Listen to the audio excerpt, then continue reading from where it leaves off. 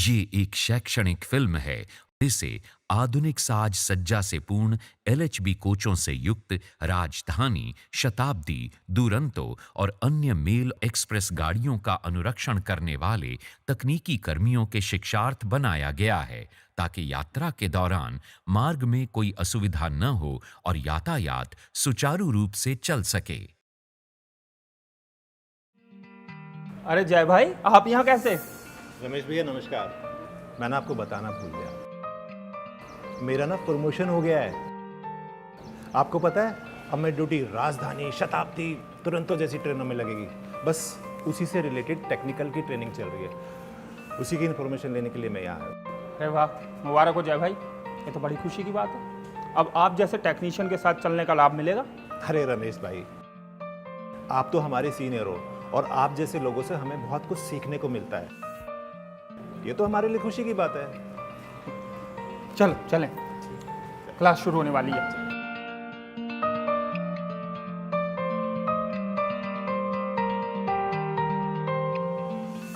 नमस्कार साथियों, हमारा आज का विषय है WSP यानी व्हील स्लाइड प्रोटेक्शन डिवाइस। आज हम इससे जुड़ी विभिन्न बातों के बारे में विस्तार से जानेंगे। जैसा कि आप जानते हैं, भारतीय रेल में आधुनिक साज सज्जा से पूर्ण एलएचबी कोचों का उपयोग राजधानी, शताब्दी, दुरंतो एवं अन्य मेल एक्सप्रेस गाड़ियों में किया जा रहा है।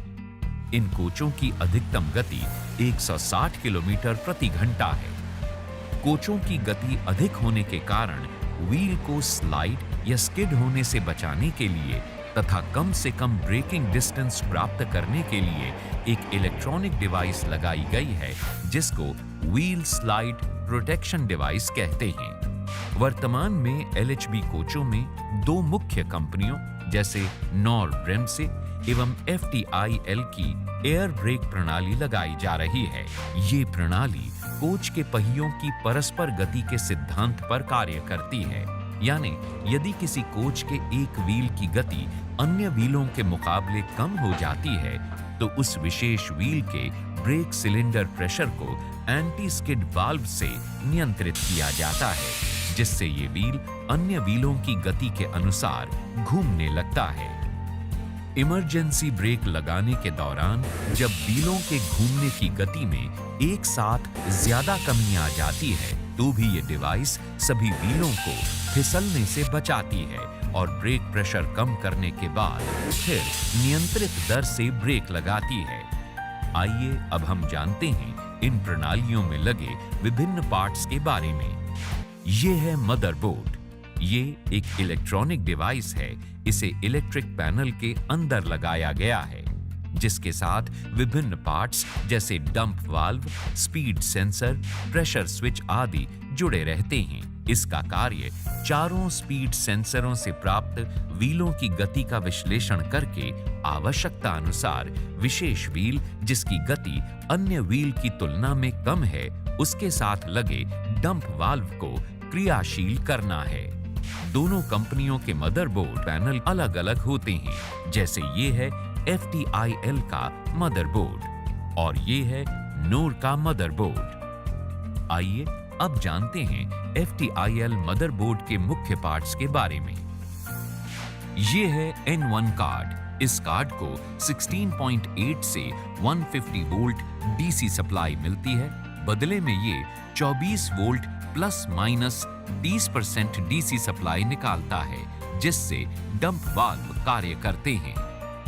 ये है N2 कार्ड, जिससे 16.8 से 150 वोल्ट डीसी सप्लाई मिलती है।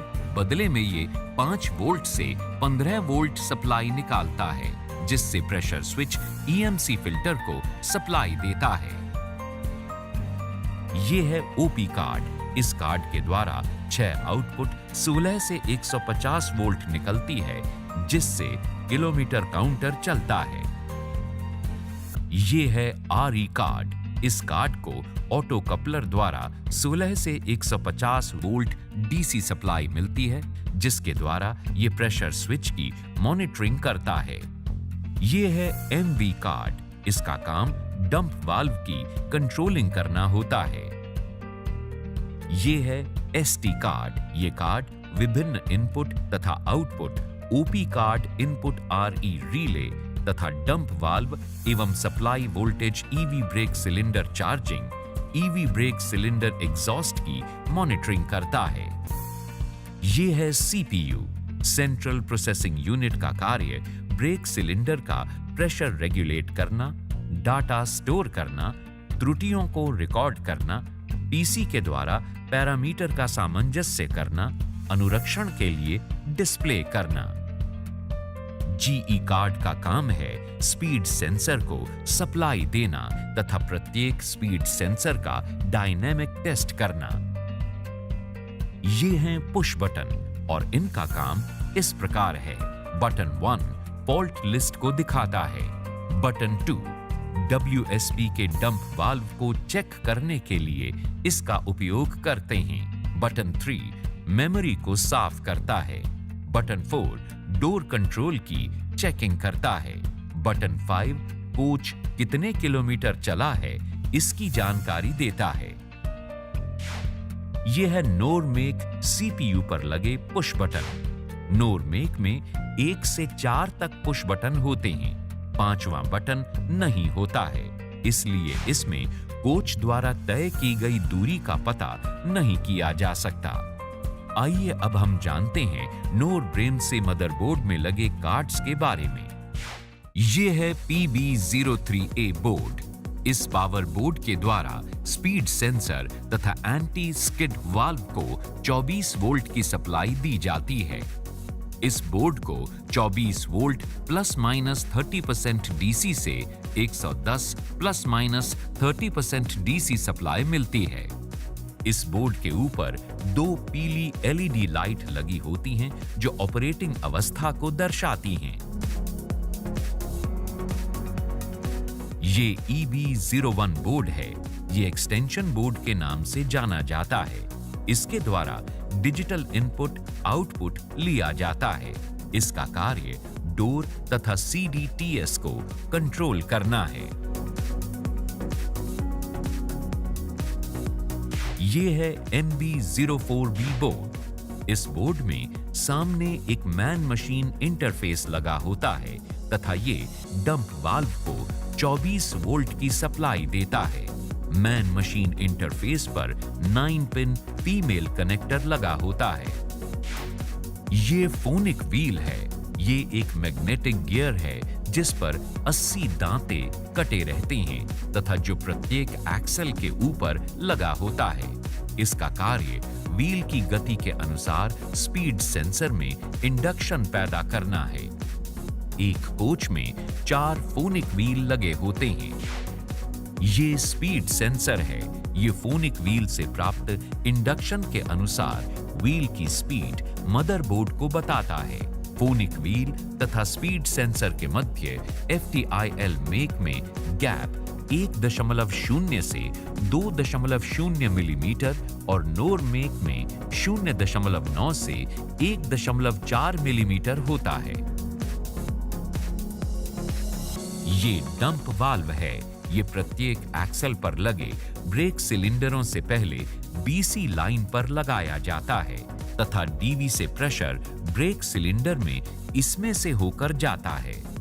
मदरबोर्ड से प्राप्त संकेतों के अनुसार ये BC के प्रेशर को कंट्रोल करता है, यानी BC के प्रेशर को कम करता है या फिर नियंत्रित दर से बढ़ाता है। एक कोच में इनकी संख्या 4 है। ये K5 कॉन्टैक्टर है। इस कॉन्टैक्टर द्वारा 110 वोल्ट डीसी सप्लाई मदरबोर्ड को भेजी जाती है। इस कॉन्टैक्टर में एक टाइमर भी लगा रहता है जो कि एयर प्रेशर के खत्म होने के बाद भी मदरबोर्ड को 10 मिनट तक ऑन किए रखता है। ये प्रेशर स्विच है। ये स्विच FP पाइप से जुड़ा रहता है। जैसे ही FP में प्रेशर 1.6 प्लस माइनस 0.2 किलोग्राम प्रति वर्ग सेंटीमीटर हो जाता है तो ये मदरबोर्ड को ऑन करता है, और जब FP का प्रेशर 1.3 प्लस माइनस 0.2 किलोग्राम प्रति वर्ग सेंटीमीटर हो जाता है तो ये मदरबोर्ड को ऑफ कर देता है। आइए अब देखते हैं WSP को टेस्ट करने का तरीका। यदि रैक के FP पाइप में प्रेशर उपलब्ध नहीं है तो उस स्थिति में सभी कोचों में लगे मदरबोर्ड ऑफ अवस्था में रहेंगे।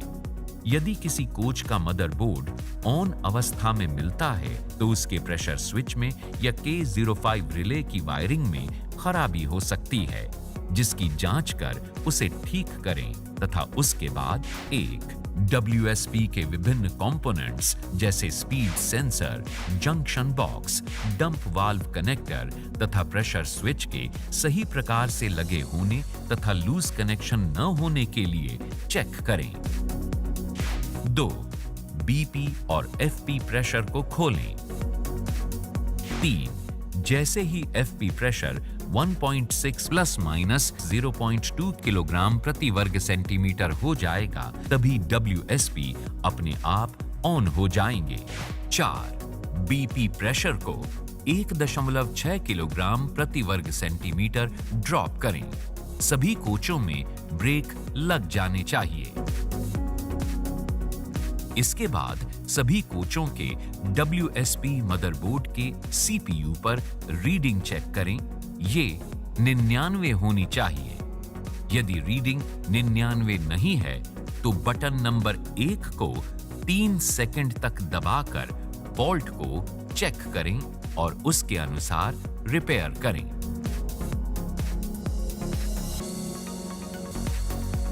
5. डंप वाल्व की जांच करने के लिए CPU पर लगे बटन नंबर 2 को दबाएं। जब रीडिंग बदल जाए तो बटन से हाथ हटा लें।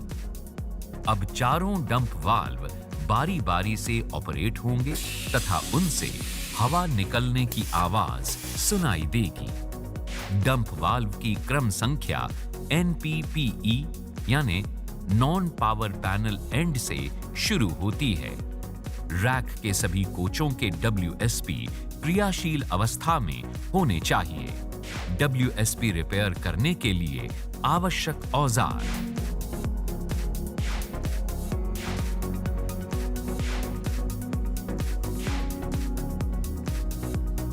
WSP में उत्पन्न होने वाले दोष, कारण और उनका निवारण।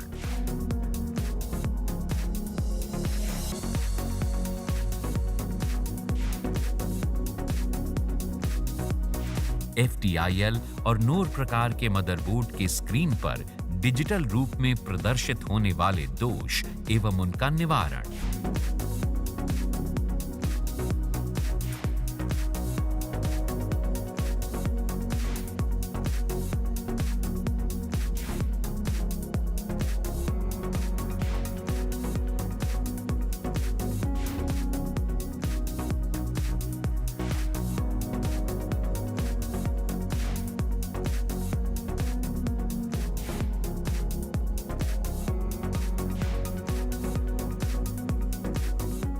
WSP से जुड़ी बातों में क्या करें, क्या न करें, ये करें। फोनिक व्हील को लगाने के लिए ब्रांडेड कंपनियों के 10.9 प्रॉपर्टी क्लास वाले स्टड का ही उपयोग करें। फोनिक व्हील को कसने के लिए उसके स्टड को निर्धारित टॉर्क वैल्यू 21 Nm पर टॉर्क रिंच द्वारा ही टाइट करें। D3 शेड्यूल के दौरान फोनिक व्हील तथा स्पीड सेंसर के बीच गैप को चेक करें। यह निर्धारित सीमा में होना चाहिए। फ्यूज नंबर 63 और 65 को निकालकर ही कोच पर वेल्डिंग कार्य करें। ये न करें। नॉन स्टैंडर्ड स्टड का उपयोग न करें। बिना टॉर्क रिंच के स्टड टाइट न करें। सेंसर गैप चेक करना न भूलें। फ्यूज लगी अवस्था में कोच के ऊपर वेल्डिंग कार्य न करें। बहुत बहुत शुभकामनाएं जय भाई। उम्मीद करता हूं कि किसी न किसी सफर पर आपका साथ जरूर मिलेगा। जरूर रमेश भाई, आपके साथ रहकर कुछ ना कुछ सीखने को मिलेगा। अच्छा रमेश भाई, फिर मिलते हैं।